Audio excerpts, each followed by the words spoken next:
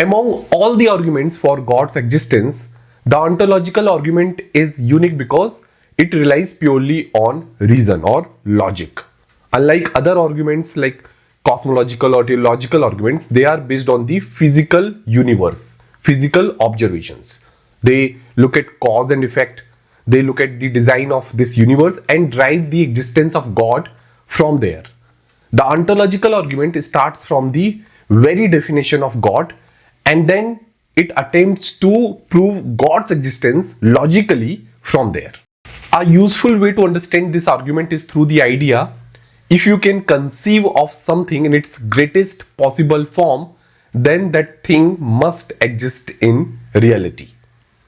So this is a slight adaptation of the phrase. Actually, I bended this phrase. You might have heard this phrase that if you can conceive it, then you can achieve it. So here, if you bend this phrase a little, it will mean from the ontological point of view, if you can conceive of the greatest possible being, it must exist. The ontological argument was originally proposed by Saint Anselm, who defined God as the greatest thing or greatest being that can be imagined. The argument goes that very idea of God, a perfect, all-powerful, all-knowing being, must include existence, because a God who exists both in the mind and in reality is greater than a God who exists only in the mind. Therefore, God must exist in reality, since a non-existing God would not be the greatest conceivable thing. So let me explain this with an example. So let's assume that you have two beings, you are comparing them. Being one is all powerful and being two is also all powerful. Being one is all knowing, being two is also all knowing. Being one is all perfect, whatever definition you have of perfect, being one is perfect and being two is also all perfect. However, there is one difference between being one and being two. Being one exists in reality, but being two does not exist. It is just a perfect being in our ideas. So if I ask you what is there, which is there in being one but not in being two, the answer is existence. Being two cannot be called all perfect because there is something missing. What is missing? Existence. That means if we have the idea of a perfect being, so a perfect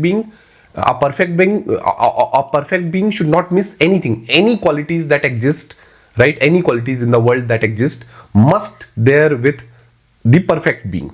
So when you say that the idea of a perfect being, that must exist in order to be perfect, because otherwise something is missing.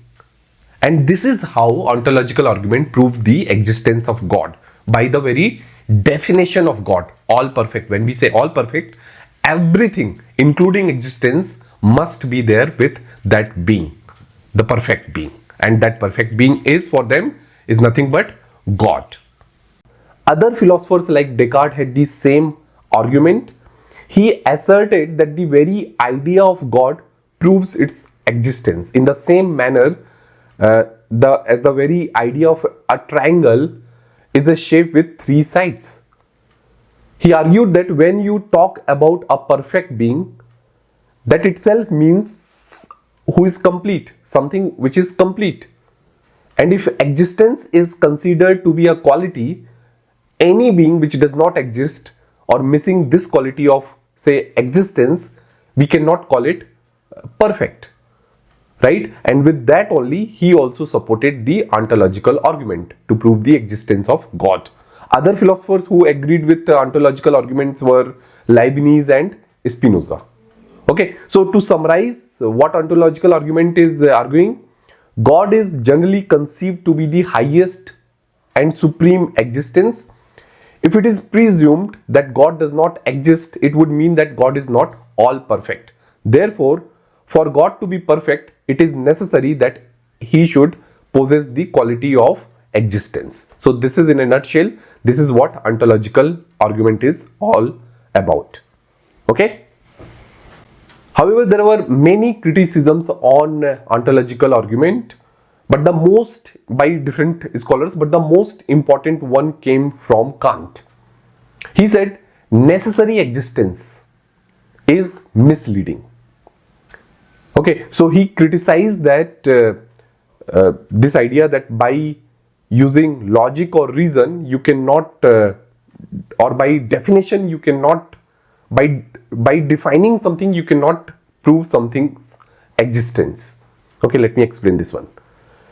For Kant, existence is something that must be verified through experience. So you just by definition and by using logic and reasoning, you cannot prove the existence of anything for that matter.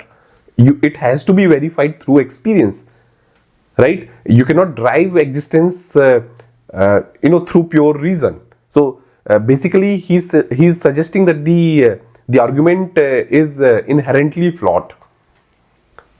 Kant's primary objection was that existence is not a predicate. So just by definition, when you say God, it does not imply that it exists.